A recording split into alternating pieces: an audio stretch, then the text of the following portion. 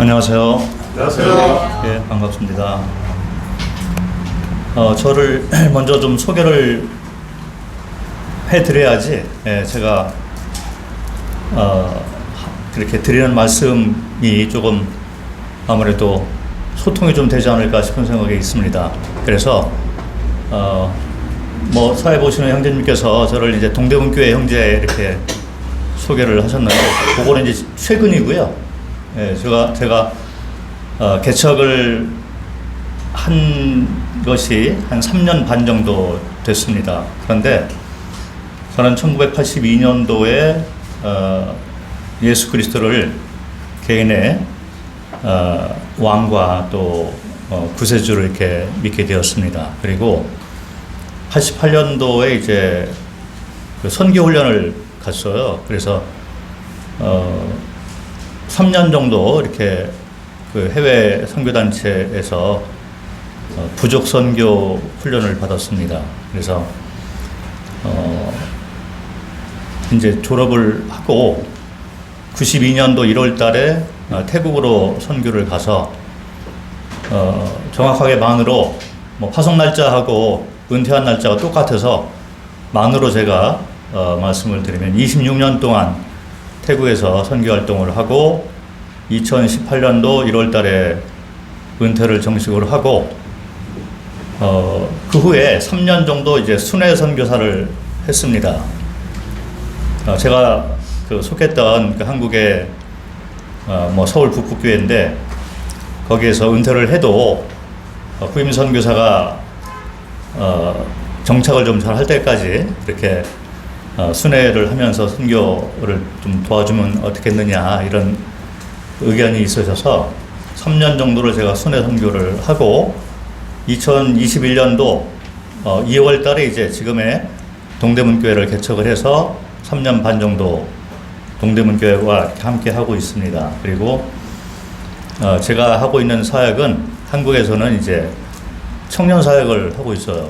그래서 청년들하고 제가 좀 제법 공감대가 좀 있습니다. 그래서 요즘에 이제 교회 가운데 2세대들, 3세대들 이렇게 있는데, 성도님들의 자녀들이 뱃속에 있을 때부터 이 찬송가도 듣고 말씀도 듣고 열심히 이제 부모님들이 교회도 다니시고 해서 예수 그리스도가 나를 위해서 십자가에 돌아가시고 그걸 믿으면 천국 간다, 거기에 대해서는 너무나 잘 알고 있는 거예요. 그런데 성장을 해보니 내가 구원 받았는지 안 받았는지 잘 모르겠습니다, 이렇게 얘기하는 분들이, 청년들이 너무 많이 있어요. 그리고 어떤 분들은 친구 따라 침례도 받고 교회에서 잘 섬기고 피아노도 치고 이렇게 하고 있는데, 어느 날 갈등이 있어서 감히 교회에 인도하시는 그런 분들에게는 말을 터뜨리지 못하고 은근히 이제 부모들에게 또 가까운 친구들에게 나 진짜 구원 받았는지 모르겠어, 나는 침대까지 받고 활동을 하고 있지만 나는 모르겠어, 이런 그 갈등의 말도 고백을 하는 걸 제가 제법 많이 들었습니다. 그래서 청년들 문제가 좀 심각하기도 하고, 그리고 그 외에도 우리가 소위 알고 있는 예수 그리스도를 믿었을 때 나는 죄사함 받고 천국 간다. 요즘에는 일반 교회에서도 많이들 이렇게 가르치고 있기 때문에 거기에 대해서는 많이들 알고 계시더라고요.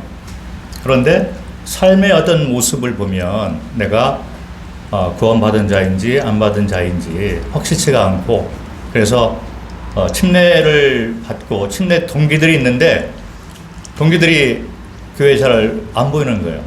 그래서 침례 받고 그냥 사는 모습이 변화가 별로 많지 않은 그런 시대에서 살고 있는 것 같습니다.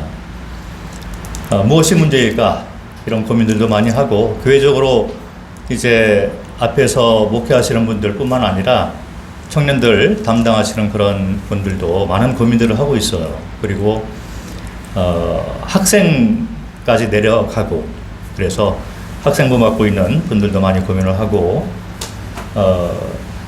이거는 뭐 한국 우리 모임뿐만 아니고 일반 교회에서도 많은 그 어려움이 있고 전 세계적인 문제가 됩니다. 특별히 요즘에는 그 지식적으로 성경을 알고 있지만 그러나 이제 삶의 모습을 보면 여전히 스스로 주인 돼서 살고 있는 그런 모습이 많이 있고 또 선과악의 기준이 이 세상의 흐름에 따라 가는 것을 많이 볼 수 있습니다. 그래서 크리스찬이라고 하지만 진짜 참된 크리스찬인가라는 이 물음표를 달고 사는 그런 분들이 많이 있는 것 같습니다. 제가 4시간 이제 복음을 전하고 마지막 시간에는 성도를 향한 그런 말씀을 좀 준비해달라는 부탁을 받았습니다. 오늘부터 4시간에 걸쳐서 복음 말씀을 드릴 건데 처음부터 시작해서 좀 끝까지 좀 보셨으면 좋겠습니다. 어떤 분들은 뭐 첫날 안 나오고 중간에 나오시고 뭐 뻔한 얘기 아니겠어 하고 이렇게 또 돌아가시고 이런 분도 있는데 글쎄요, 과연 뻔한 얘기인지 모르겠습니다. 그런데 저 나름대로 말씀드렸지만 제가 선교지에서 선교 활동을 했던 사람이라 좀 다른 면이 있을 수도 있어요. 그리고 저는 태국에 선교 활동을 오랫동안 했는데 뭐 교회를 몇 군데 세우고 또 중국에서도 복음을 전하고 그렇게 하다가 이제 은퇴를 했는데 태국은 0.5% 정도의 기독교 인구가 있습니다. 1%라고 뭐 얘기를 하고 있지만 1%가 이제 캐토릭하고 개신교를 합해서 1%가 되는 거예요. 그래서 100명이 한 클래스에 학생들 100명이 있다면 그 가운데 1명 정도가 교회를 다닐까 말까 그런 정도의 나라에서 제가 선교 활동을 했던 사람이고 한 번도 성경에 대해서 배운 적이 없는 분들이 거의 대부분인 것 같아요. 그리고 귀신으로 완전히 이렇게 사로잡혀 있는 그런 나라에서 선교를 해왔기 때문에 그리고 또 이제 제가 오래전에 중국에 왜냐면 이게 태국이 중국하고 가까워요. 그래서 비행기 한번 타면 중국의 남쪽으로 갈 수가 있습니다. 그래서 그 당시에 중국 문이 아직 열리지 않았을 때부터 제가 중국 선교를 해서 공안의 눈을 피해서 매일같이 잠자리를 바꿔가면서 복음을 전했던 그런 경험이 있기 때문에 지금의 중국하고 다른 상태에서 복음을 전했습니다. 그러면서 전혀 배경이 없는 사람들을 수많이 만났습니다. 그래서 그런 분들에게 한국식으로 복음을 전했다가는 전혀 안 먹혀 들어가죠. 그래서 제가 사람을 만나면 당신 어떤 사람이요? 뭐 하는 사람이요? 이렇게 물어보는데 제가 성경을 가르치고 교회에서 선교사 일을 하고 있습니다라고 하면 못 알아들어요. 왜 그러냐면 교회라는 말 자체를 잘 못 알아듣는 거예요. 그래서 제가 나는 기독교 종교를 전하는 사람인데 기독교 절에서 일을 합니다. 이렇게 얘기를 해야지 절은 알아듣잖아요. 불교 국교이기 때문에 기독교 절에서 일을 합니까? 이렇게 알아들을 정도의 배경에서 제가 복음을 전했던 사람이라 한국식의 이런 전도 방법하고 좀 다를 수가 있습니다. 그래서 조금 젊은 세대들 그리고 선교지에서 전했던 방법을 제가 조금 전해 보려고 합니다. 첫째 시간하고 둘째 시간 오늘하고 내일은 뿌리 찾기로 좀 하려고 합니다. 우리의 뿌리가 과연 어디서부터 왔느냐 족보를 좀 따져보자는 얘기죠. 그리고 셋째 시간 토요일에는 반역죄 이 죄가 과연 무엇인가를 한번 살펴보도록 하고 마지막 주일날에는 조금 이제 복습을 하면서 그러면 믿는 자가 되면 이 모든 것이 해결이 될 텐데 믿는다는 의미가 과연 무엇인가 라는 것에 대해서 제가 집중적으로 좀 말씀을 드리려고 합니다. 믿는다고 하지만 무엇이 믿음일까 무엇이 믿는다는 의미일까에 대해서 많은 분들이 오해를 하고 있고 전도자들도 조금 오해의 소지가 남길 그런 방식으로 전하는 걸 보면서 믿는 거에 대해서 제가 좀 말씀을 드리려고 하니까 오늘부터 시작해서 마치는 시간까지 특별히 이제 이 4시간은 조금 빠지지 마시고 이게 연결이 되거든요. 그래서 뭐 더운 날씨에 좀 힘드시고 그럴지도 모르지만 나의 삶에 가장 중요한 시간이 될 수도 있겠다 여기시고 끝까지 좀 들어주셨으면 감사하겠습니다. 자, 이번 시간에는 뿌리 찾기에 대해서 말씀을 좀 드리려고 합니다. 가장 기본적인 기초적인 거를 좀 제가 말씀을 드리려고 합니다. 우리 족보가 과연 어디서부터 시작이 되었는가를 한번 찾아보기를 원하는데,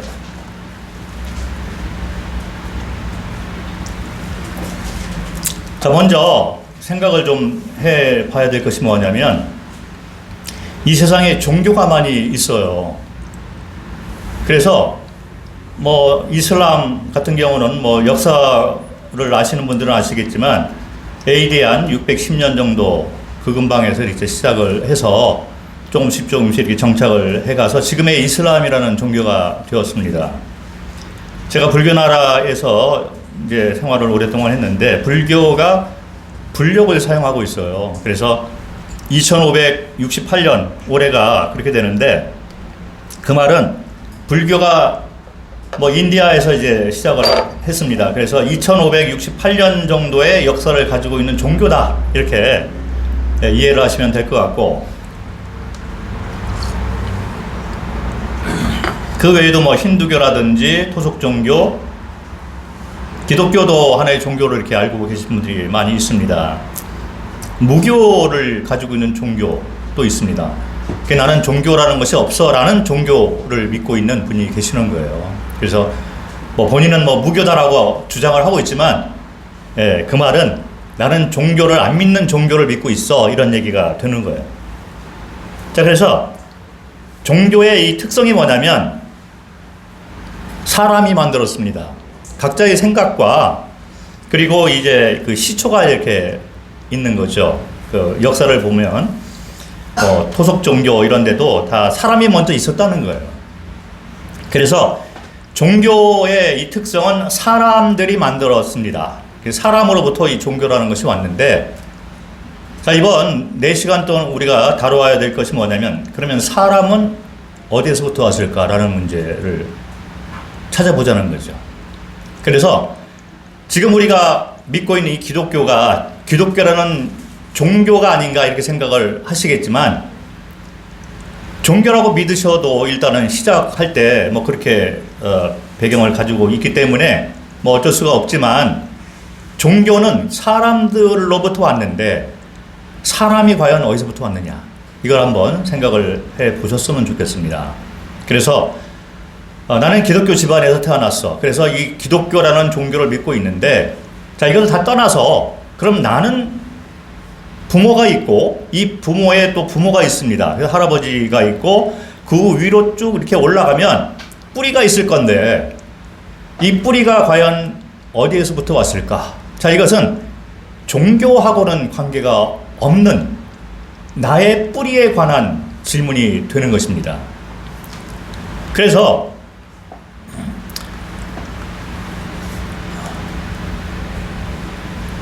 자, 이제 종교는 사람으로부터 왔다. 그런데 사람은 어디에서부터 왔느냐? 자, 이 질문은 종교에 대한 질문이 아니라 진리에 대한 질문이 되는 것입니다. 나의 삶하고 나의 생명하고 직접적으로 연관이 되는 그런 질문이 되는 거잖아요. 그래서 우리가 믿고 있는 이 성경은 종교인가 아니면 진리인가? 자, 이 질문을 가지고 이번 집회를 접근을 하셨으면 좋겠습니다. 우리가 살아가면서 수많은 질문들을 가지고 있어요.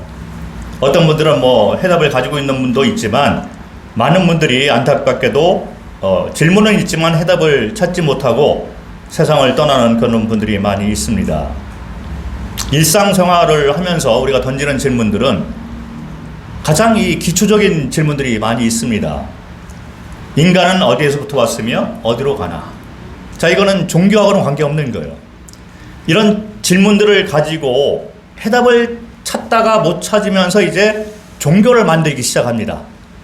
그래서 종교는 이제 사람들로부터 이렇게 나오게 된 거죠.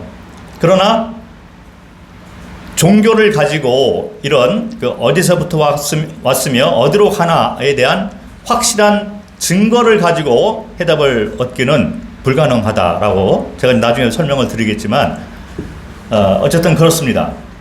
우리가 살아가면서 마음 가운데 이제 죄가 있잖아요. 그래서 죄는 어디에서부터 왔느냐? 죽음, 왜 우리가 죽어야 되느냐? 그리고 죽음 이후에는 무엇이 있을까? 심판이 과연 있을까? 누가 이 세상을 만들었으며 주관하고 있나? 사람은 왜 고난 가운데 있는가? 진정한 행복이 무엇일까? 뭐 이런 여러 가지 질문이 있습니다. 그래서 이런 질문들을 막 찾다가 종교를 만들기도 하지만 무교를 믿는 사람들이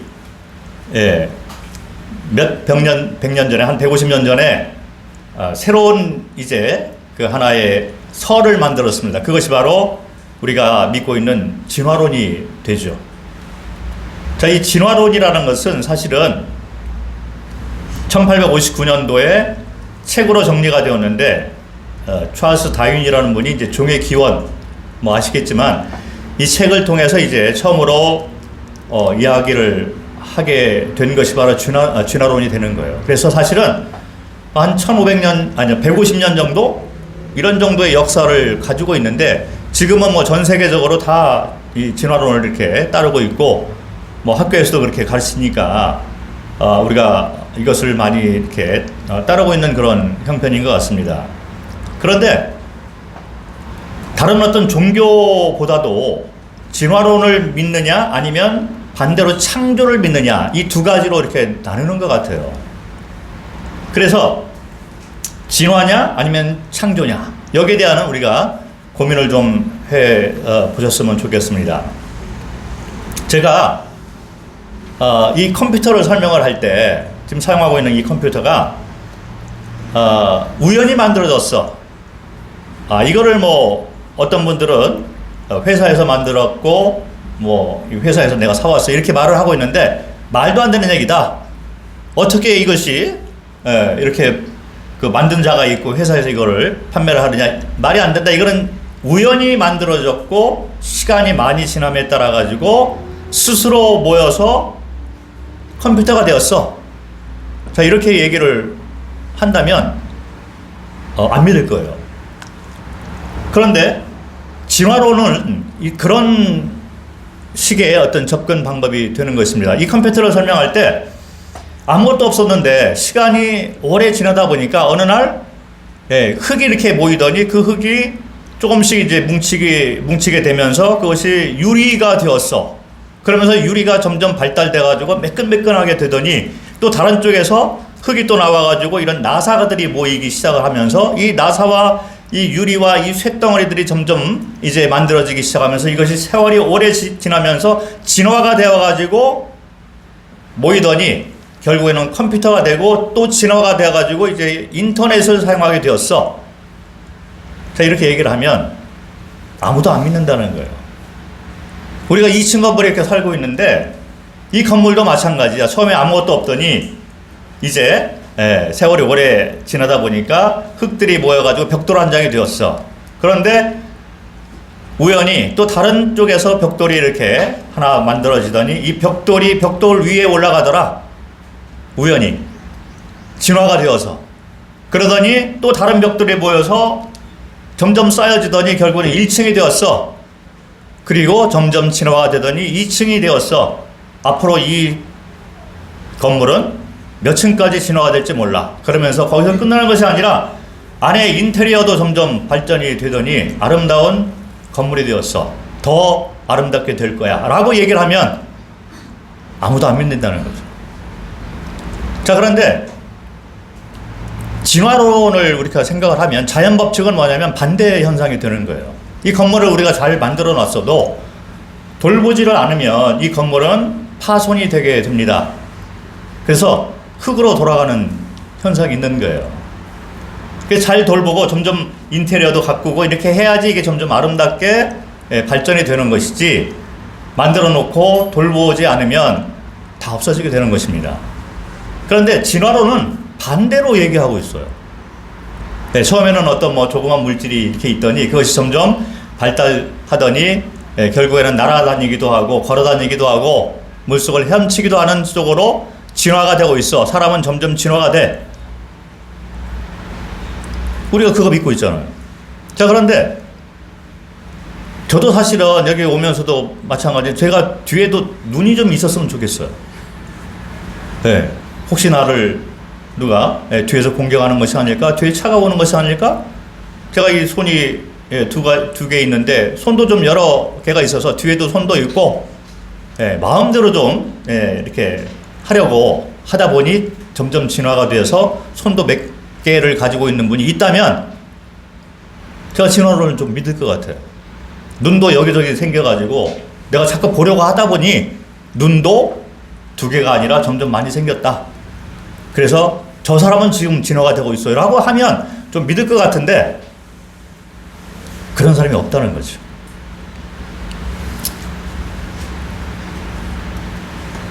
여기 보면 여러분들은 다 이렇게 해서 태어났습니다. 이 홀에 있는 모든 분들은 이 과정을 똑같이 겪고서 태어난 거예요. 이게 뭐냐면 인간이 수정이 되잖아요. 어머니 뱃속에서 이제 수정이 됩니다. 그리고 4주 정도가 되면 조그만 태아가 이 뱃속에서 이미 생성이 다 되는 거예요. 그러면서 18일부터 22일 정도 이렇게 지나면 태아가 조그맣지만 안에 이 장기도 있고 눈도 있고 코도 있고 다 이게 생성이 됩니다. 그러고 난 다음에 놀라운 사건이 발생이 되는데 그게 뭐냐면 조그맣지만 엄마 뱃속에서 이게 태아가 다 형성이 되는데 심장도 있고 뭐 장기들이 다 있어요. 그런데 형성된 이렇게 심장이 갑자기 뽁뽁뽁 하고 뛰기 시작한다는 거예요. 여러분들 다 그렇게 태어났습니다.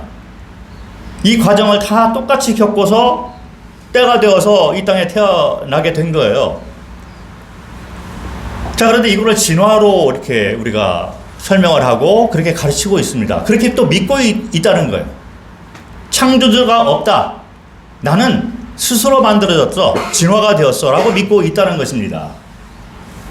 자, 그런데 이 인간 생성 이 과정은 뭐 병원에 가면 이런 것이 많이 이렇게 붙어 있고 뭐 인터넷 찾아보면 다 나와 있습니다. 그런데 성경에 욥기라는 성경이 있어요.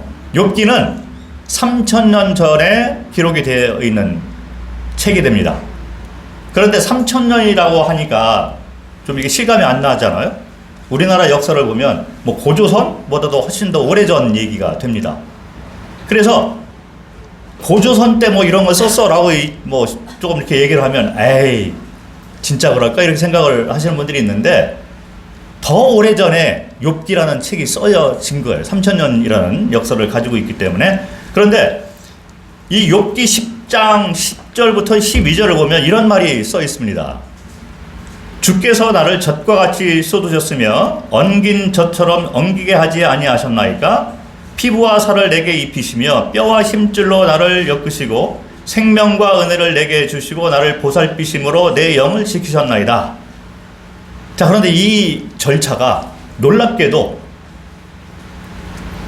이 절차하고 똑같다는 거예요.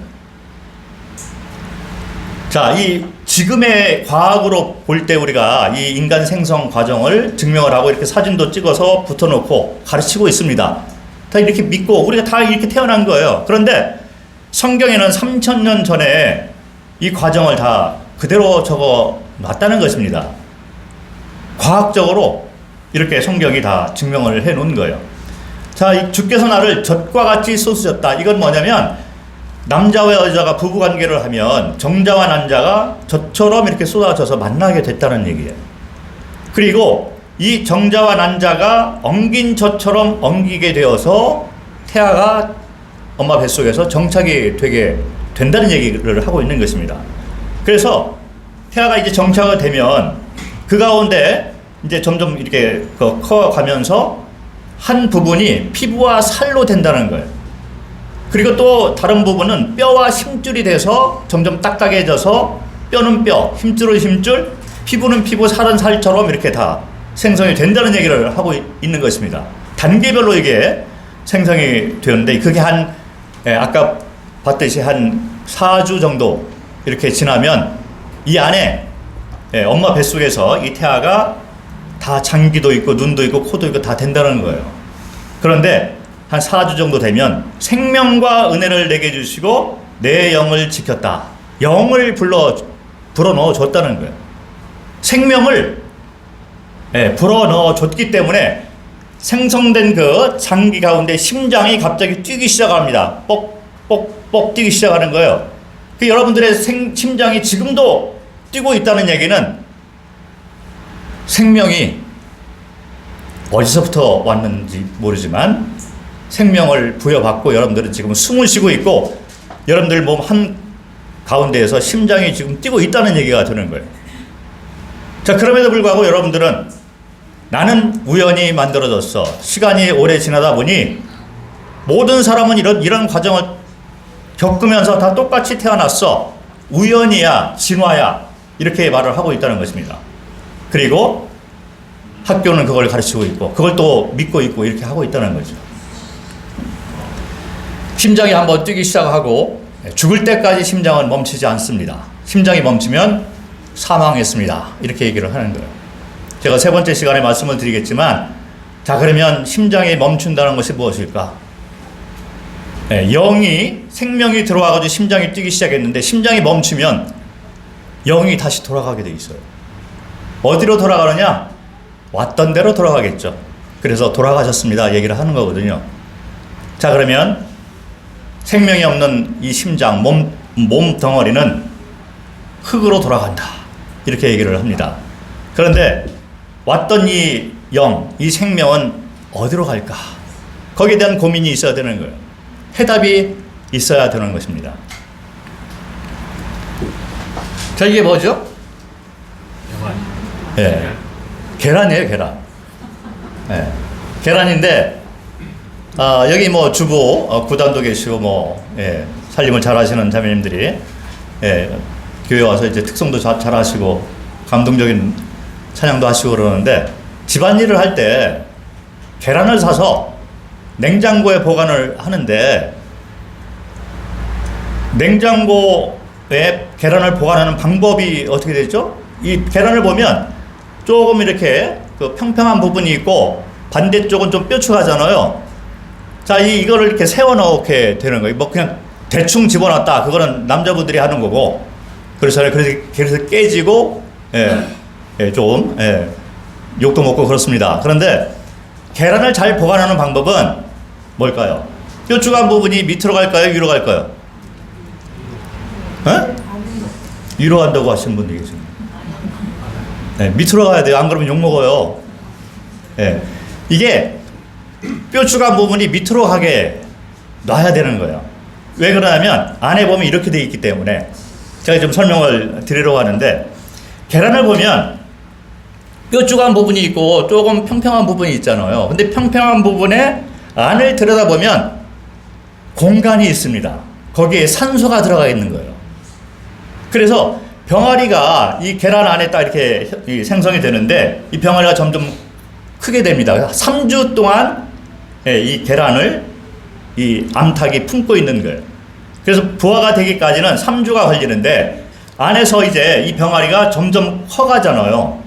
그런데 병아리의 심장은 평평한 쪽을 향해서 있는 거예요. 왜 그러냐면 평평한 쪽에 있는 이 부분에 공간이 있는데 거기에 산소가 꽉 차서 있기 때문에 이 안에서 산소를 흡입을 하고 점점 자라나고 있다는 거예요. 진화입니까? 우리가 먹고 있는 이 계란 안을 들여다보면 이렇게 되고 있다는 거예요. 그리고 3주가 딱 지나면 이제 부화가 되어 있는데 3주 동안 안에 있는 이 산소를 다 흡입을 해서 소모를 합니다. 그래서 부화하기 바로 직전에는 이 안에 있는 이 공기가 들어있던 그 공간이 산소가 들어있던 공간이 진공 상태가 되는 거예요. 그래서 진공 상태가 되기 때문에 병아리가 연약한 부리를 가지고 톡 치기만 해도 조금 금이 가도 예, 박혀 있는 산소가 안으로 쉽게 들어오기 때문에 쉽게 깨지는 거예요. 그런데 이 병아리가 3주째 돼가지고 부리를 가지고 톡 쳐야 되잖아요. 그런데 희한하게도 안에서 병아리 부리가 약하잖아요. 근데 거기에 깔때기 같은 것이 이렇게 씌워져요. 이 깔때기는 안에서 계란을 깨기 위한 용도로 거기 이렇게 생기게 됩니다. 부화할 때쯤 되면 병아리 이 안에서 이 부리에 이 깔때기가 딱 씌워져요. 그래서 그걸 가지고 딱 치면 쉽게 이제 박혀 있는 공기가 안으로 침투가 돼가지고 쉽게 깨어지는 거예요. 그리고 나오면 이 병아리 부리에 붙어있던 그 깔때기가 하루 이틀 지나면 그게 떨어지게 됩니다. 그게 정상으로 이제 병아리가 생활을 하게 되는 거죠. 창조주가 없다면 이런 것들이 과연 있을 수가 있겠느냐? 우리 심장 지금 뛰고 있잖아요. 우리가 먹고 있는 병아리, 계란 이런 과정 가운데 생기게 된 것입니다. 제가 설명을 드렸고, 그래서 창조주가 있는 거에 대해서는 뭐 조금 설명을 이렇게 하다 보면 진화론이 무엇이고 창조론이 무엇이다 이렇게 좀 접근을 하다 보면 사람들 양심에 창조주에 대해서 부인을 못하는 거예요. 제가 말씀을 드렸지만 저는 선교지에서 몇십 년 동안 복음을 전했던 사람이기 때문에 수많은 사람들을 만났습니다. 뭐 전혀 배경이 없는 공산당, 태어날 때부터 공산당이었던 의사도 만났고, 그리고 태어날 때부터 귀신을 섬기는 집안에 있는 그런 사람도 제가 만나서 복음도 전해봤는데 공통점이 있어요. 창조주에 대해서 제가 쭉 설명을, 내일 제가 좀 설명을 더 드릴 건데, 인간 역사가 있습니다. 성경을 통해서 인간 역사를 쭉 설명을 하니까 아무도 제가 만났던 몇십 년 동안 만났던 배경이 전혀 없는 사람들 가운데 제가 확실하게 공언할 수 있는 것은 아무도 거기에 대해서 트집 잡는 사람이 없었다는 거예요. 반대하는 사람도 아무도 없었어요. 자, 그런데 예수 그리스도를 믿느냐 안 믿느냐는 그 다음 문제인데, 인간의 뿌리, 인간의 역사를 설명을 할 때, 성경을 가지고 조목조목 얘기를 할 때 아무도 반박을 못하는 것을 제가 경험을 했습니다. 몇십 년 동안 했는데. 왜 그러냐면 다른 데는 답변이 없기 때문에. 종교 가지고 풀 수 있는 문제가 아니라는 거예요. 자, 그래서 창조주에 대해서는 사람들이 회피를 못합니다. 이렇게 들어보니 창조주가 있을 것 같아. 나는 그동안 진화론을 믿고 그렇게 배웠는데 창조주가 있을 법도 해. 이렇게 답변을 할 수가 있어요. 자, 그런데 또 질문이 있습니다. 그러면 창조주는 누가 만들었지? 어디서부터 왔지? 자, 모든 것들이 창조가 되었다고 하는데, 창조주가 만들었다고 하는데, 그러면 창조주가 누구냐 이런 질문이 또 있잖아요. 제가 그랬습니다. 저도 믿기 전에 진화론을 믿고 내 주먹을 믿어 이렇게 했잖아요. 그런데 들어보니 창조주가 있는 것 같아요. 그래서 제가 반박을 했습니다. 그러면 창조라고 하는데 그럼 창조주는 누가 만들었어? 어디서부터 왔어? 자, 이 창조주에 대해서 설명을 할 때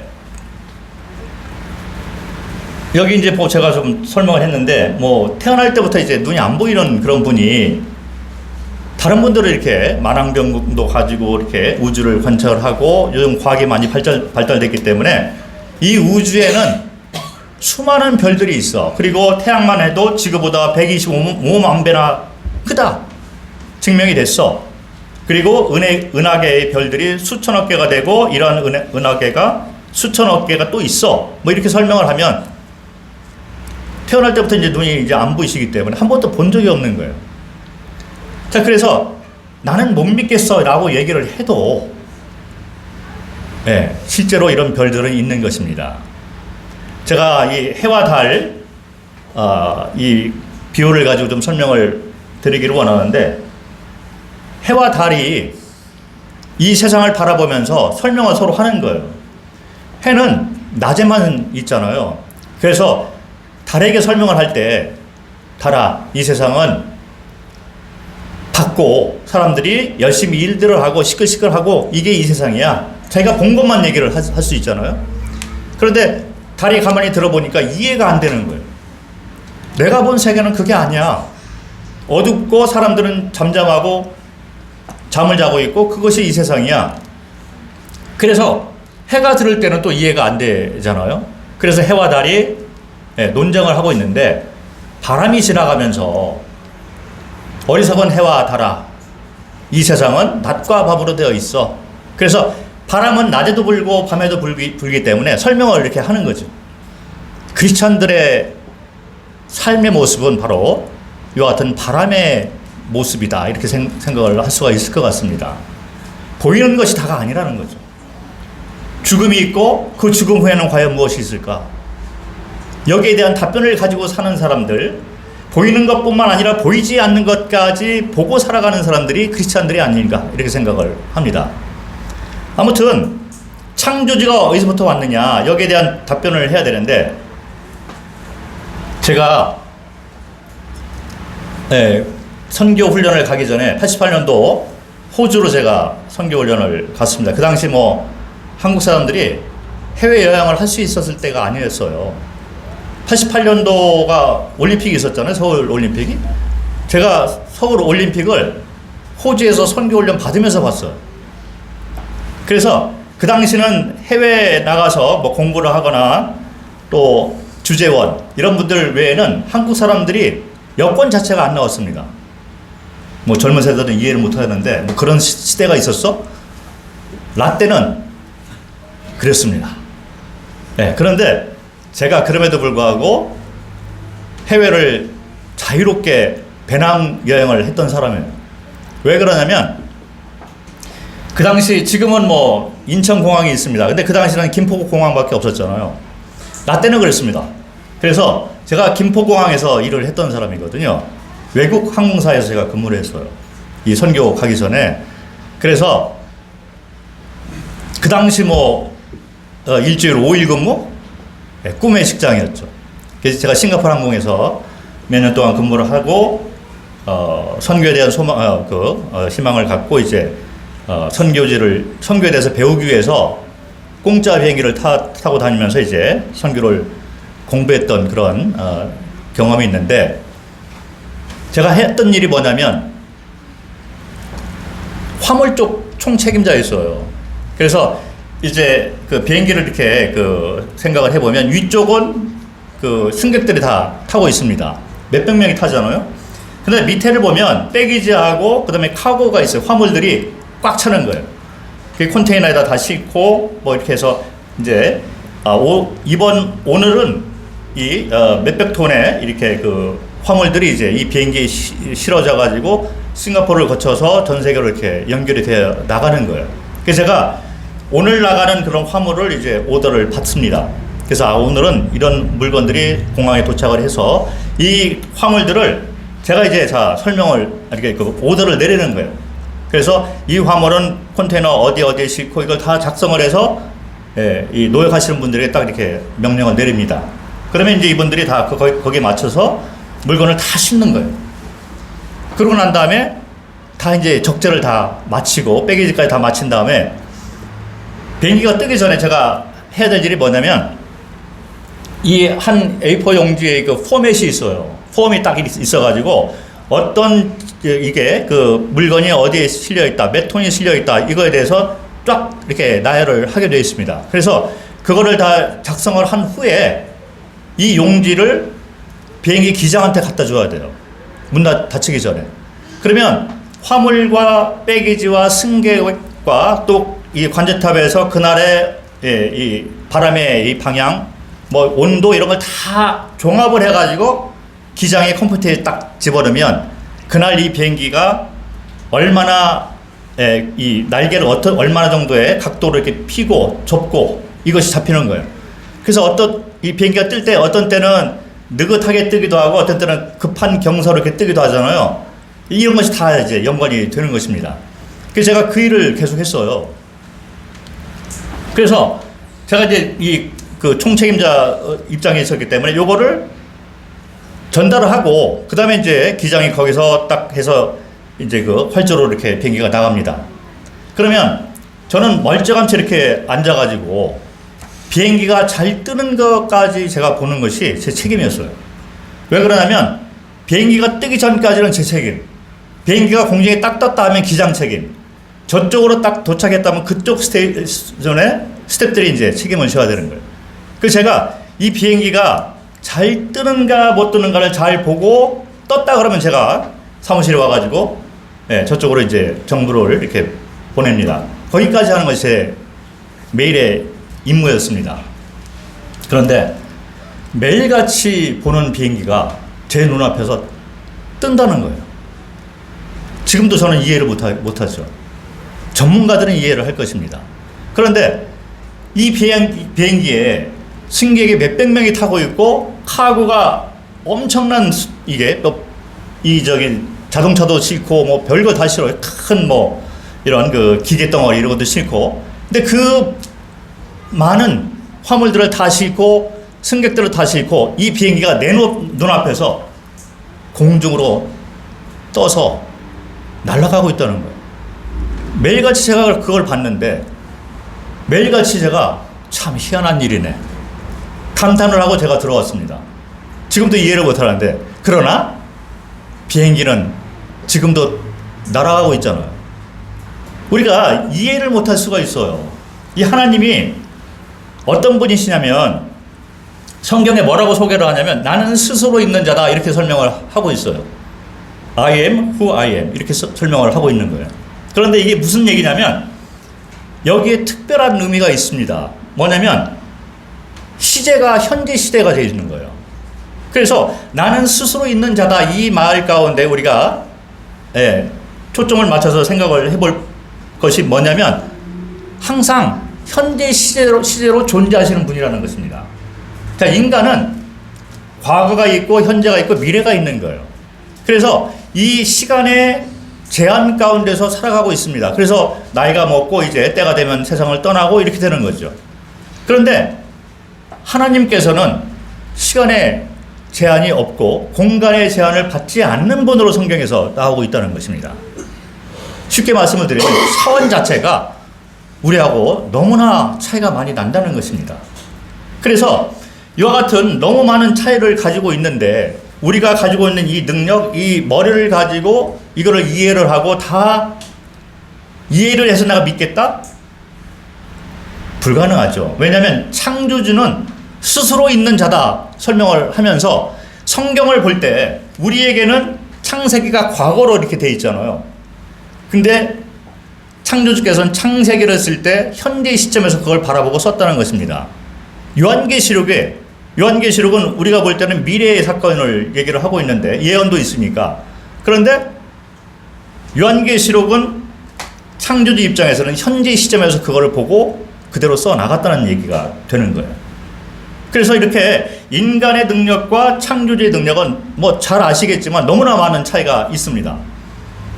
제가 비행기 뜨는 것만 해도 이해를 못 하는데 예를 들어서 우리가 지금 인터넷도 사용하고 컴퓨터를 사용하고 있는데 기어다니는 개미가 인터넷이 무엇이고 이거를 어떻게 사용하고 조작을 어떻게 하고 이해를 할까요? 차이가 너무 많이 나는 그런 미물이기 때문에 이해를 못하는 것입니다. 그러나 그럼에도 불구하고 인간들은 이 컴퓨터를 지금 사용을 하고 있는 것입니다. 성경에서 볼 때 만물을 바라보면서 너희는 창조주가 있는 것을 인정을 해라. 우리 심장이 뛰고 있는 것, 이것이 바로 증거가 아니겠느냐. 내가 있다. 내가 너희를 만들었다. 계란 하나를 먹어도 그 안에 이와 같은 창조의 신비가 담겨 있다. 창조가 있는 것을 인정을 해라. 믿지를 못하고 이해를 못하겠지만 그러나 만물을 통해서 창조가 있는 것이 분명히 드러나고 있다는 것입니다. 우리가 이해를 못하기 때문에 창조주께서 매뉴얼을 우리에게 주셨습니다. 그것이 바로 성경인 거예요. 창조주가 왜 인간을 만들었고 우리 과거 역사가 어떻게 되었으며 현재 어떤 일들이 일어날 것이며 앞으로 어떤 일들이 일어날 것인가를 매뉴얼 책에 다 적어 놨다는 것입니다. 우리가 이 컴퓨터를 사서 가져왔는데 이 잘 모르잖아요. 어떻게 차지를 맨 처음에 하고 어떻게 작동을 하고 문제가 생겼을 때 어떻게 대처를 하고 잘 모르기 때문에 컴퓨터 살 때 책을 이렇게 줘요. 그 매뉴얼 책이 되는 것입니다. 그래서 매뉴얼을 보고서 우리가 이 컴퓨터를 뭐 작동할 수 있는 것처럼 성경을 통해서 창조주가 누구이고 왜 만들었으며 어떤 계획을 가지고 이 세상을 이끌어 가고 있고 앞으로 어떻게 될 것인가 과거, 현재, 미래까지 다 설명을 다 하고 있는 것이 성경책이 되는 것입니다. 성경은 역사다. 하나님의 역사. 하나님이 누구인가를 말을 하고 있고 인간을 왜 만들었는가 이 역사를 얘기를 하고 있기 때문에 역사다라고 하는데 이 히스토리라는 영어 단어가 his story 이렇게 얘기를 할 수가 있습니다. 그래서 H가 이게 이제 대문자로 되면 창조주가 되는 거예요. 창조주에 관한 이야기가 역사라는 것입니다. 인간의 역사는 창조주가 개입해서 만들어 놓은 이야기가 되는 것입니다. 그러니까 우리가 학교 가서 그걸 배우고 있는데 내일 제가 설명을 좀 드릴 거예요. 우리가 배우고 있는 이 역사가 언제부터 잘못되어 있는가를 제가 내일 좀 설명을 좀 드리려고 합니다.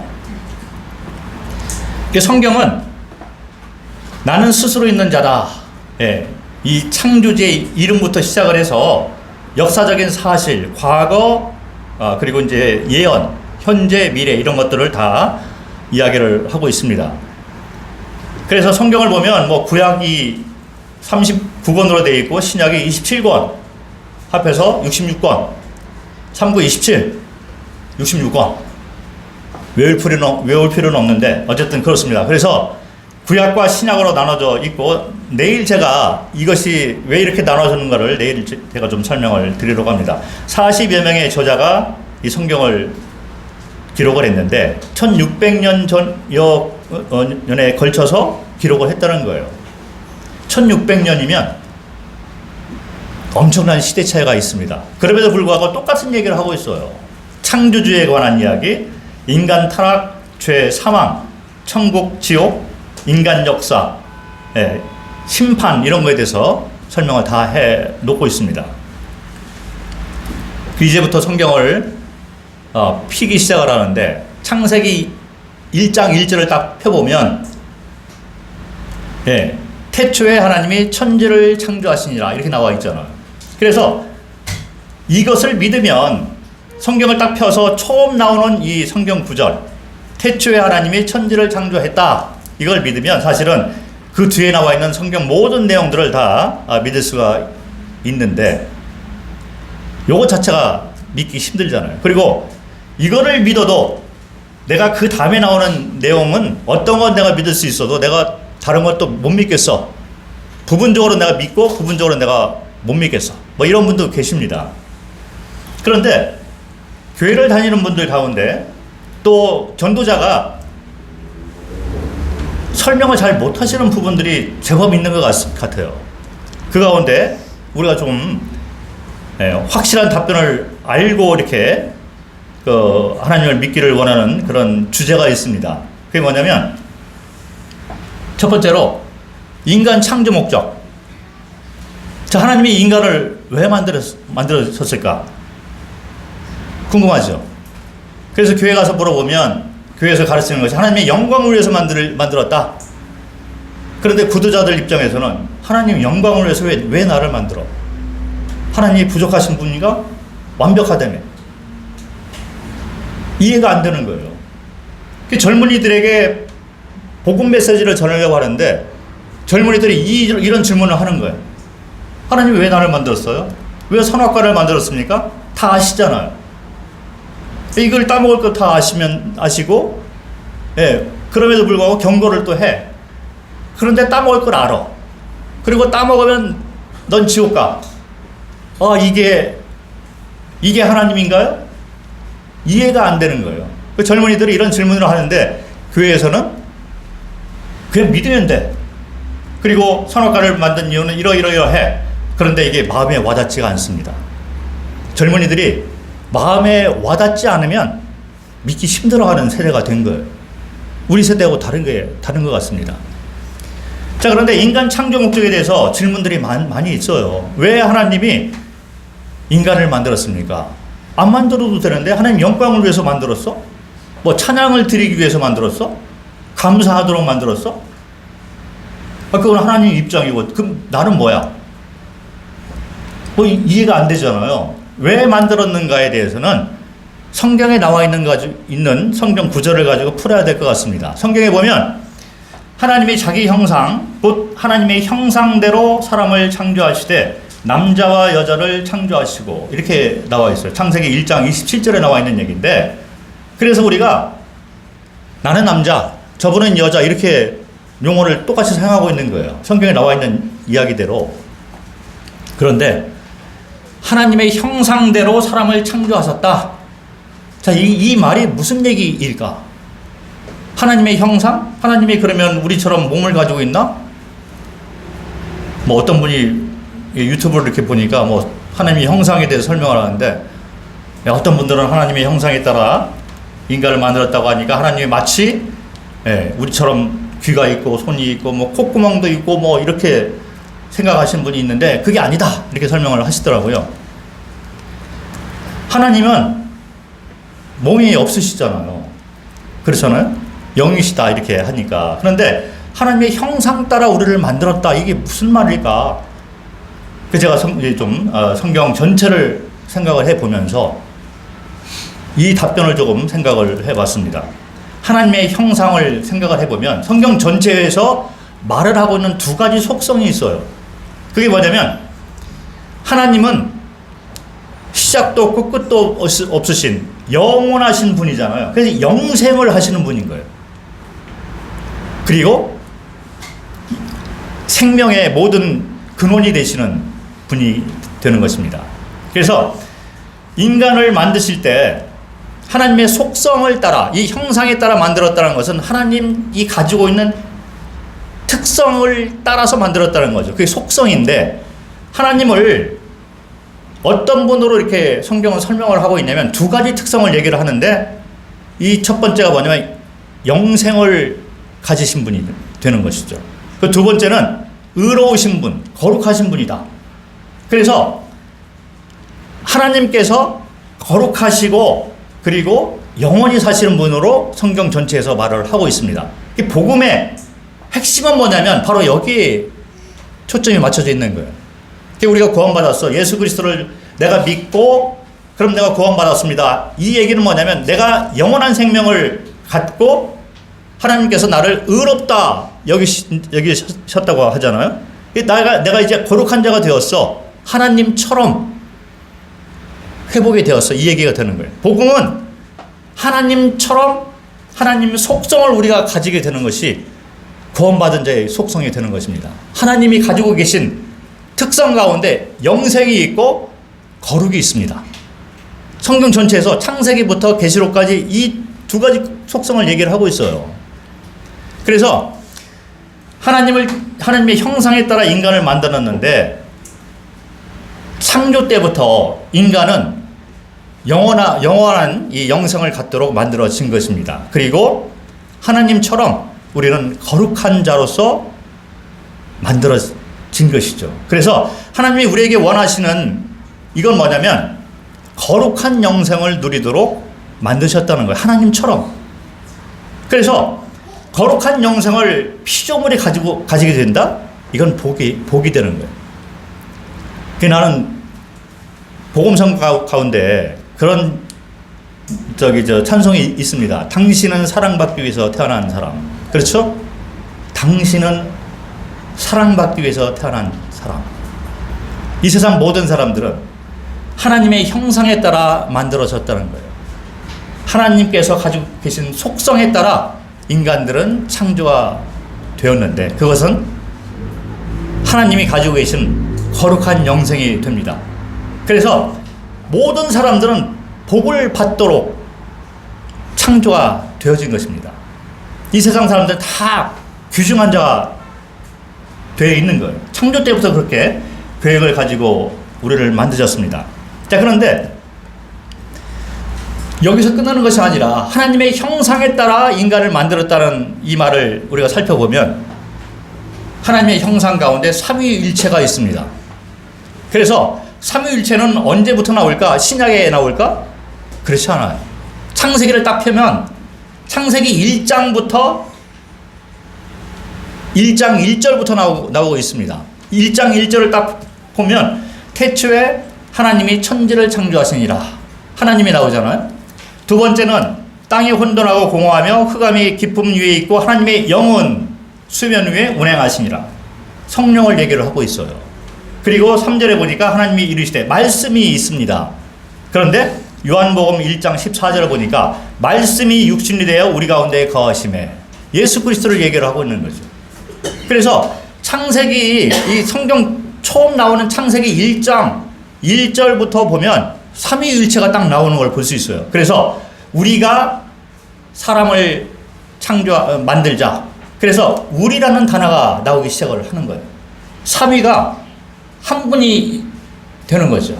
이 성경에서 삼위일체가 상당히 중요하다는 거예요. 이단들은 이 삼위일체를 부인을 하려고 하고 종교는 삼위일체를 부인을 하려고 합니다. 자, 그런데 복음의 핵심 내용 가운데 삼위일체가 있어요. 이거를 이해를 하면 복음이 이해가 됩니다.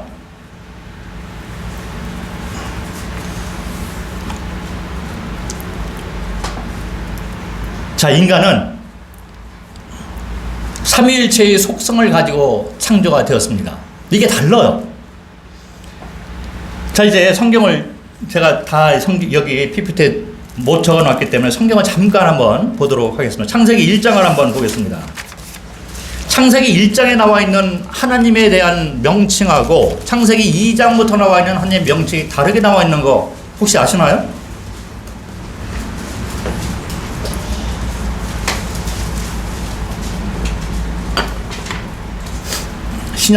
신학교로 가면 창세기 1장에 나와 있는 하나님의 명칭은 하나님으로 나와요. 그리고 2장에는 여호와 하나님으로 나오기 때문에 신학교에서 어떻게 가르치냐면 창세기 저자가 여러 명이다 이렇게 가르쳐요. 그래서 제가 그거를 뭣도 모르고 공부를 한 적이 있습니다. 그걸 엄청난 학점을 높이 잡아가지고 이상한 이론으로 막 가르치고 있는데 제가 못 견디겠더라고요. 아무튼 그렇습니다. 이게 신학자들이 자꾸 그런 것들을 만들어내면서 창세기 저자가 다르다 이렇게 가르치는데 제가 알고 있는 성경은 이거는 반드시 그렇게 나와야 되는 거예요. 창세기 1장을 한번 보겠습니다. 창세기 1장부터 그 1장 전체를 보면 하나님 명칭이 나오는데 하나님으로 나와요. 1절부터 태초에 하나님이, 그 다음에 2절에 하나님의 영혼, 3절에 하나님이 이르시되, 4절에 빛이 하나님이 보시기에, 5절에 하나님, 6절에 하나님, 7절에 하나님. 그래서 이게 1장 전체에 하나님의 이름으로 나옵니다. 그런데 2장 4절부터 읽겠습니다. 2장 4절부터 어떤 내용이 들어가냐면 1장에서 이제 날에 따라 가지고 창조를 이렇게 다 하시잖아요. 6일째 되는 날 인간을 창조를 하십니다. 이 마지막 날을 이렇게 하는 거예요. 그리고 7일 날 이제 쉬셨는데 모든 걸 먼저 만들어 놓고 인간이 누리도록 해놓고 6일째 되는 날 인간을 만든 거예요. 그런데 2장 4절부터는 어떤 내용이 들어가냐면 인간 창조를 딱 띄워다가 다시 구체적으로 설명하는 것이 2장 4절부터 나와 있는 것을 볼 수 있습니다. 그런데 2장 4절부터 나와 있는 내용 가운데 인간을 만들면서 특별히 설명을 하는 그 과정을 보면 명칭이 다르게 나와 있는 걸 볼 수 있어요. 한번 보겠습니다. 2장 4절부터 이것이 천지가 창조될 때 하늘과 땅의 내력이니 여호와 하나님이, 그리고 5절에도 여호와 하나님이, 7절에도 여호와 하나님이, 8절에도 여호와 하나님이, 9절에도 여호와 하나님이 이렇게 나와요. 인간 창조는 다른 피조물하고는 다르게 만들었다는 것을 말을 하고 있는 것입니다.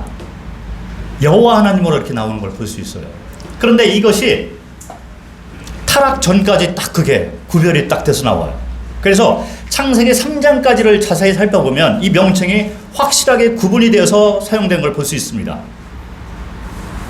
그리고 인간 타락 장면이 나오잖아요. 3장 1절부터 5절 가운데 타락 장면이 나오는데 사탄은 제가 나중에 설명을 드릴 거예요.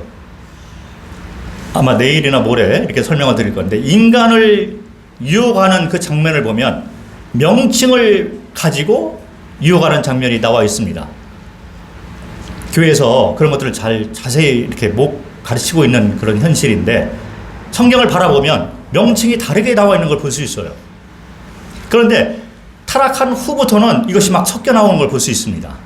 왜 그러냐면 창조주를 안 믿게 되는 그런 시대로 자꾸 가고 있는 거예요. 자, 그런데 이게 창조주하고 이 창조주가 나의 삶하고 직접적으로 연관되어 나와 있는 거하고 다르다는 얘기를 제가 드리고 싶은 거예요. 창세기 1장에 하나님 명칭으로 나와 있을 때는 창조주, 주권자의 명칭이 되는 것입니다. 그래서 이 세상 모든 것을 다 이렇게 창조할 때는 하나님이 일방적으로 만들고 창조주로서 나오는 거예요. 너는 이렇게 하고 있어. 예를 들어서 해, 달, 별 이런 것들은 일방적인 관계 가운데서 만들고 그대로 자연 법칙으로 만들어 놓고 그대로 돌아가고 있는 것입니다. 자, 그런데 2장 4절부터 사람을 만들 때는 여호와 하나님으로 나온다는 거예요. 자, 이 여호와라는 말이 어떤 의미를 가지고 있는가 제가 여기 적어놨는데 출애굽기 6장 3절부터 6절을 보면 여호와라는 명칭에 대해서 설명하는 걸 볼 수 있어요. 자, 여기 보면 이스라엘 백성들을 하나님께서 이제 약속하신 대로 끄집어내는 출애굽하는 장면을 얘기를 하고 있는 거예요. 그래서 모세를 선택해서 네가 이제 가서 내가 약속한 대로 이스라엘 백성들을 끄집어내라, 그 장면이거든요. 그래서 모세가 여호와를 만나는 장면이거든요. 그런데 6장 출애굽기 6장 3절부터 읽어보면 내가 아브라함과 이삭과 야곱에게 전능의 하나님으로 나타났으나 나의 이름을 여호와로는 그들에게 알리지 아니하였고, 자, 하나님으로 나타났으나 이제부터 너희가 나를 여호와로 알리라, 이런 말을 하고 있는 거예요. 네, 여기 5절부터 보면 이제 애굽 사람이 종으로 삼은 이스라엘 자손의 신음소리를 내가 듣고 나의 언약을 기억하노라. 그러므로 이스라엘 자손에게 말하기를 나는 여호와라. 아브라함과 이삭과 야곱에게는 내가 전능의 하나님으로 나타났으나 그들에게 나의 이름을 여호와로는 알리지 않았다. 이게 무슨 말이냐면 여호와라는 말은 약속을 하고 그 약속을 반드시 이루시는 하나님이라는 거예요. 이 세상 모든 피조물들은 창조가 되었습니다. 그래서 해나 달이나 동물과 물고기나 이런 것들은 하나님께서 일방적으로 만들어 놓고 주권을 가지고 그대로 돌아가도록 만들어 놓으셨습니다. 일방적인 관계 가운데 이 세상 모든 것들이 만들어졌는데 사람은 그렇지 않습니다. 사람은 다른 거예요. 창세기부터 이렇게 나와 있는 걸 볼 수 있어요. 그 명칭을 보면 사람은 삼위일체의 속성이 그대로 담겨서 하나님의 형상에 따라서 만들었다는 것을 성경은 말을 하고 있는 것입니다. 그래서 창세기 2장 4절부터는 내가 여호와 하나님이다, 이렇게 얘기를 하는데 이 여호와 하나님은 무슨 의미를 가지고 있냐면 삼위일체의 속성 가운데 연합이 있습니다. 삼위가 하나님이잖아요. 삼위일체의 특성이 뭐냐면 연합된 관계를 얘기를 하고 있어요. 그리고 삼위일체는 서로 쌍방간의 관계 가운데서 소통을 하면서 동행하면서 가고 있다는 얘기가 되는 거죠. 이것이 바로 삼위일체의 하나님이 되는 것입니다. 왜 삼위일체가 중요하냐면 인간을 만들 때부터 창조 목적을 가지고 하나님처럼 하나님과 인간은 쌍방간의 관계 가운데서 만들어졌다는 거예요. 다릅니다. 그리고 하나님이 가지고 계시는 거룩한 영생을 주기 위해서, 복을 주기 위해서 만들었다. 너희는 다른 피조물하고는 다르다는 얘기를 하고 있는 것입니다. 그리고 내가 약속한 것은 반드시 이루어 나갈 것이야. 나는 언약의 하나님, 즉 여호와 하나님이다. 그래서 복음은 언약이잖아요. 복음이 신약부터 나오는 것이 아니라 창세기부터 나오는 걸 볼 수 있습니다. 그래서 창세기 1장부터 3장을 우리가 잘 풀어나가야지 복음의 모든 것이 풀리게 돼 있는 거예요. 그래서 소통 관계 가운데서 하나님은 우리를 이끌어 가시고 있는 것입니다. 우리는 다른 거예요. 다른 동물이나 뭐 인간이 동물이다 이렇게 얘기하는 분들이 있는데 태어날 때부터 그렇게 태어나지 않은 것입니다. 우리는 쌍방관의 관계 가운데서 이 땅에 창조가 되온 이 하나님의 형상에 따라 만들어진 자가 되는 것이고, 그리고 우리가 기도할 수 있잖아요. 우리 영은 소통 관계 가운데 있는 것입니다.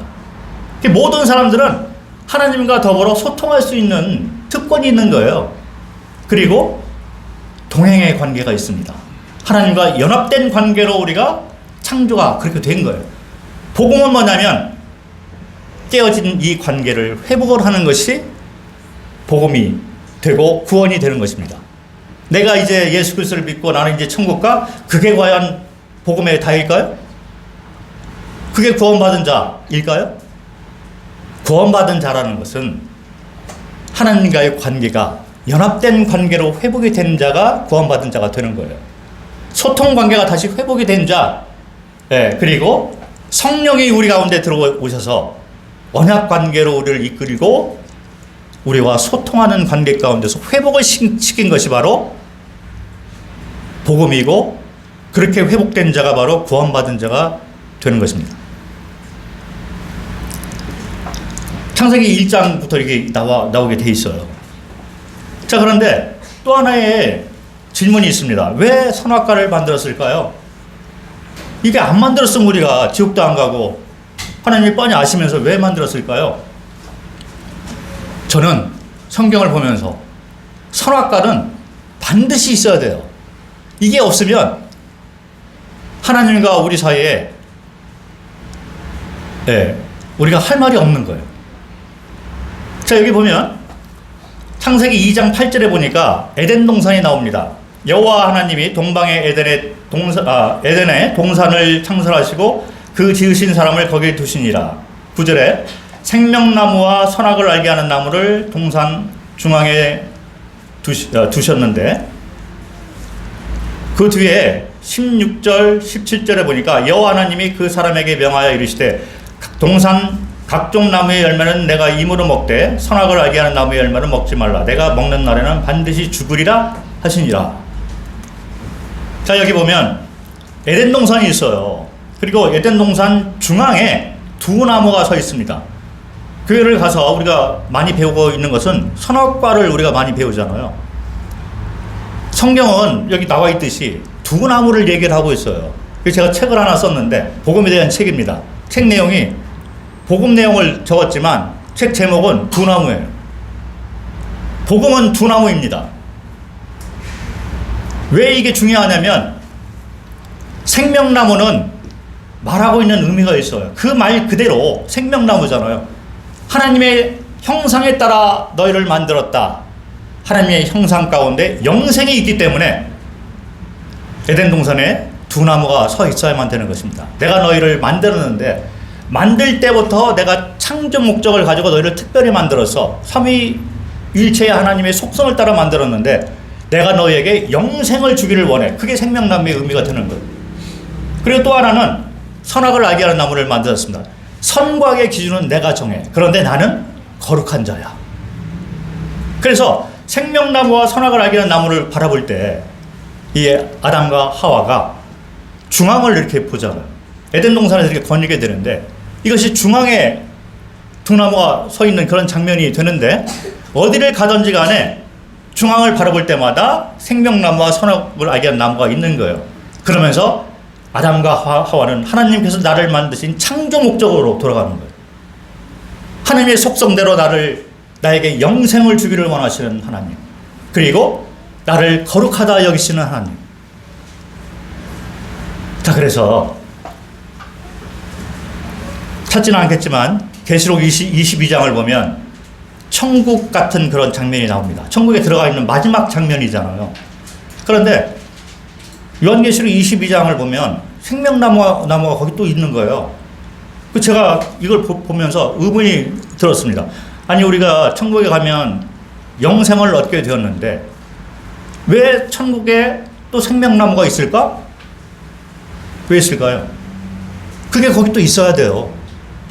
왜 그러냐면 이 두 나무가 뭘 얘기를 하고 있냐면 내가 너에게 거룩한 영생을 주기를 원해. 나처럼 나의 형상에 따라 너희도 이것을 누리기를 원해. 내가 삼위가 하나인 것처럼 너희도 나와 소통하는 관계 가운데, 동행의 관계 가운데 같이 누리자. 이게 창조 목적이에요. 자, 그런데 이 선악과는 먹지 말라. 이걸 먹으면 선악을 네가 정하게 되고, 그리고 생명도 네가 스스로 주인 돼서 살기 때문에 이 선만 넘지 말아다. 이 의미가 있는 거예요. 선악과를 먹지 말라. 이건 뭐냐면 창조주 하나님과 인간, 이 특별히 만드는 이 인간과의 딱 하나의 차이가 있다면 이 영생과 거룩함은 나로부터만 나오는 거다. 이 얘기를 하고 있는 거예요. 그게 선악과의 의미가 되는 것입니다. 당연한 거죠. 내가 너에게 나의 형상에 따라, 나의 속성에 따라 너희를 만들었어. 그래서 이제 나처럼 거룩한 영성을 같이 누리자. 너희는 피조물 가운데 다른 피조물하고는 달라. 그리고 나와 소통하고 같이 하고 언약 가운데 영원히 살자. 그런데 영원히 네가 넘어서서는 안 되는 선이 있어. 그것은 나는 창조주고 너는 피조물이야. 이것만 넘지 말자. 그래서 선악과를 먹지 말라. 이 얘기가 되는 거예요. 하나님 입장으로서 또 우리가 창조 때부터 생각을 해야 될 게 뭐냐면 당연한 것을 하나님은 요구를 하고 있는 거예요. 창조주가 우리와 다른 점이 뭐가 있을까요? 생명나무와 선악을 알게 한 나무를 통해서 창조의 목적, 내가 너에게 복을 주기를 원하는 것을 드러내 놓으셨지만 이 복의 근원은 나로부터 나오는 거다. 이거를 말을 해 놔야 되는 것입니다. 이것이 바로 선악과의 의미가 되는 거예요. 생명나무, 내가 너에게 영생을 주기를 원해. 그러나 영생의 주인은 나. 내가 이 영생은 주는 거야. 생명의 주인은 나다. 요건 넘지 마라. 그리고 선악을 알게 하는 나무, 선과 악의 기준은 내가 정해. 무엇이 거룩이고 무엇이 악이라는 것은 내가 정해. 내가 재판장이야. 요거잖아. 그래서 믿는 자들은 이제 이 관계가 다시 회복이 됩니다. 그러고 난 다음에 천국에 가게 되는데 천국에도 생명나무가 있다는 거예요. 다시 타락을 할 이게 기회가 없기 때문에 선악과는 있을 필요가 없는 거죠. 그런데 생명나무는 천국에 가서도 있게 되는 거예요. 그래서 생명나무를 바라볼 때마다 내가 지금 누리고 있는 이 영생은 저분이 생명의 근원이고 주인이다. 저분이 왕이다. 천국에도 우리는 영원토록 그거를 찬미를 드리고 영광을 드리면서 살게 되기 때문에 천국에도 생명나무는 있다는 거죠. 성경은 창세기부터 계시록까지 이걸 얘기를 하고 있습니다. 선을 넘지 마라. 내가 너에게 복을 주기를 원한다. 나에게 와라. 그런데 선을 넘지 마라. 이것이 바로 복음이 되는 거예요. 그런데 이 선을 넘었다는 것은 뭐냐면 반역죄가 됩니다. 반역죄는 다른 죄하고는 다른 거예요. 제가 내일 죄에 대해서 좀 설명을 드리려고 하는데 우리가 생각하는 죄는 하나님이 생각하고 있는 죄하고 다른 것입니다. 자, 그래서 하나님께서 이제 경고를 하는 거예요. 네, 이 선악과의 의미는 이 경계선만 넘지 말아라. 내가 너에게 거룩한 영생을 주기를 원한다. 나처럼 나의 형상에 따라 너에게 복을 주기를 원한다. 그런데 이 복은 나로부터만 나온 거다.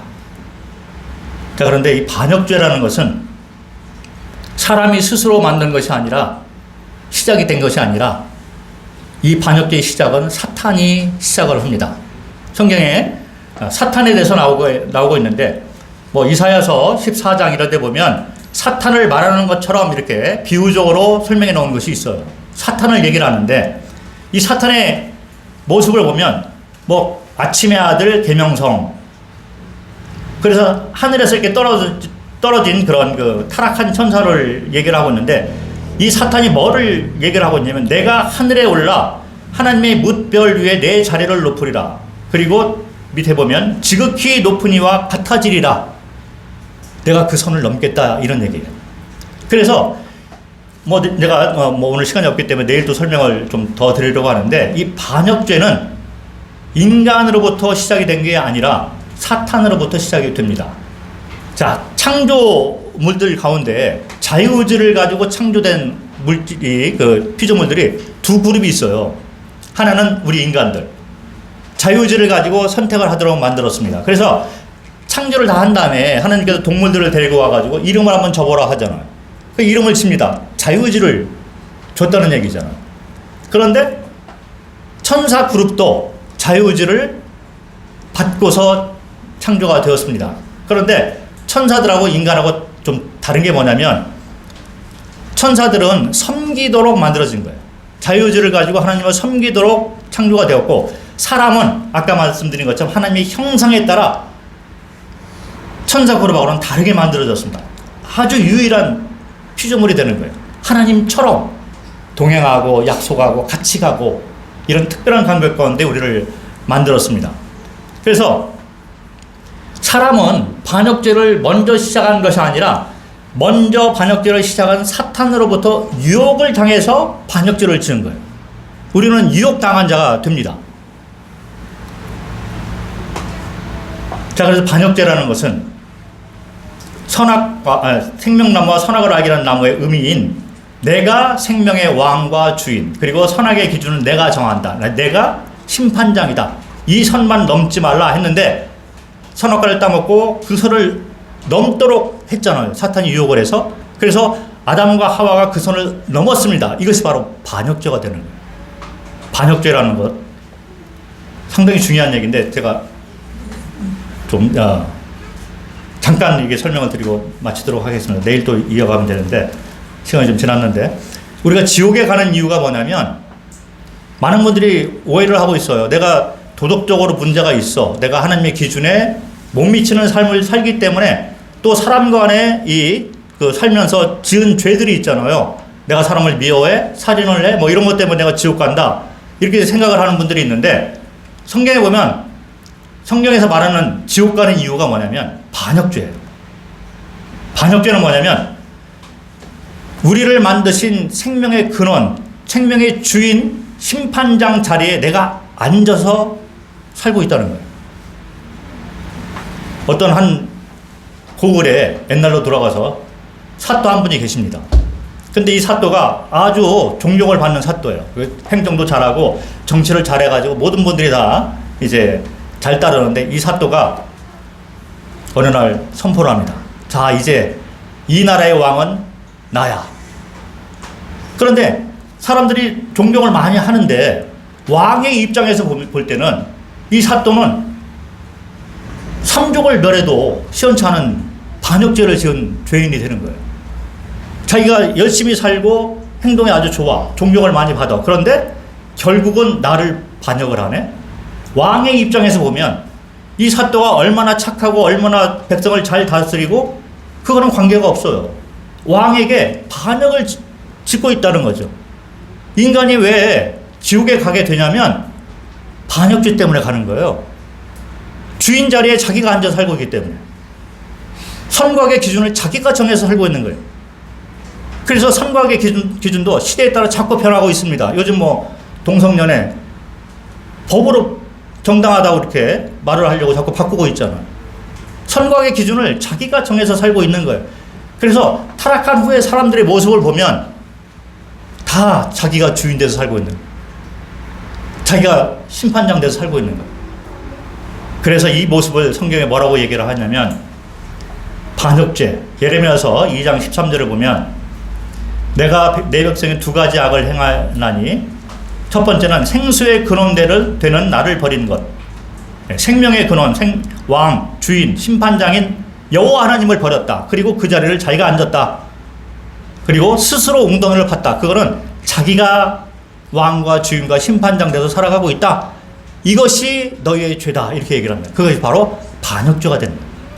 그래서 반역죄를 지으면 어떤 결과를 갖게 되냐면 한 번 죽는 것은 사람에게 정해진 것이요 그 후에는 심판이 있다라고 얘기를 해요. 히브리서 9장 27절에.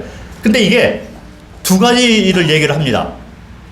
뭐 전도자가 요거를 뭐 하나님께서 이렇게 심판을 했어, 그러니까 하려고 이렇게 약속을 했어, 이렇게 말을 하는데 이게 두 가지를 얘기를 하고 있어요. 한 번 죽는 것은 사람에게 정해졌다. 누가 정해놨느냐? 생명의 주인, 심판장이 그렇게 정해놓은 거예요. 그래서 한 번 죽는 것은 육체의 죽음을 얘기를 합니다. 모든 사람이 다 죽게 돼 있잖아요. 왜 우리가 죽냐면 생명나무의 의미를 우리가 반역을 했기 때문에, 생명의 근원, 왕, 주인을 버리고 내가 내 생명의 주인 되기 때문에 하나님께서 그래, 내가 너의 생명을 뺏어갈 거야. 내가 주인이야. 그래서 우리는 생일 잔치보다도 장례식 가서 우리는 이 교훈을 받아야 돼요. 장례식이 더 중요합니다. 제가 얼마 전에도 장례식 갔다 왔는데 이런 복음 메시지를 전했어요. 장례식에서 우리가 봐야 될 게 뭐냐면, 내가 여지껏 내가 주인 돼서 살아왔는데 이 생명의 주인이 내가 아니었네. 나는 죽게 되네. 진짜 주인이 따로 있네. 이분이 내 생명을 뺏어갔네. 이걸 알아야만 되는 거예요. 그래서 현명하게 사시기 바랍니다. 그리고 죽은 다음에 심판이 있다. 왜 심판까지 있냐면 진짜 심판장을 만나는 거예요. 자, 불신자들은 여기 이 가운데 아직도 구원의 확신이 없는 분들은 죽게 되어 있습니다. 그리고 그 후에는 심판도 받게 되어 있어요. 왜 그러느냐? 주인이 아니기 때문에, 심판장이 아니기 때문에 죽고 심판을 받게 되어 있어요. 자, 그런데 예수 그리스도가 이 삼위일체 하나님이 몸을 가지고 오셨습니다. 그리고 십자가에 죽으시고 부활하셨어요. 그리고 내가 여호와 하나님이다, 창조주다. 내가 왜 죽었을까? 너희를 위해서 대신 죽었다. 그래서 우리가 죽을 것을 대신 죽고 대신 심판을 받은 거잖아요. 그래 놓고 약속을 했습니다. 삼위일체의 특성이 약속이잖아요. 하나님과의 관계 가운데 우리가 약속이 있는데 어떤 약속을 해놨느냐면 요한복음 3장 16절, 잘 하시는 말씀이죠. 여기 보면 두 가지를 그대로 얘기했어요. 하나님이 세상을 이처럼 사랑하사 독생자를 주셨으니 이는 그를 믿는 자마다 멸망하지 않고 영생을 얻게 한다. 생명나무 의미, 처음 창조 목적의 의미. 내가 너에게 영생을 줄게. 나를 믿어. 그러면 내가 이 영생을 다시 회복시켜준다. 이 의미가 되는 거죠. 그리고 두 번째는 17절, 하나님이 그 아들을 세상에 보내신 것은 세상을 심판하려 하심이 아니요 그로 말미암아 세상에 구원을 받게 하려 하심이라. 그를 믿는 자는 심판을 받지 않는다. 심판에서 벗어나게 해준다는 거예요. 자, 아까 말한 히브리서 9장 27절에는 한 번 죽는 것, 육체 죽음, 그 후에 심판이 있다고 하는데, 예수를 믿는 자는 죽어도 영생을 얻고 부활을 해서 다시 내가 영생을 준다. 이 약속을 한 거예요.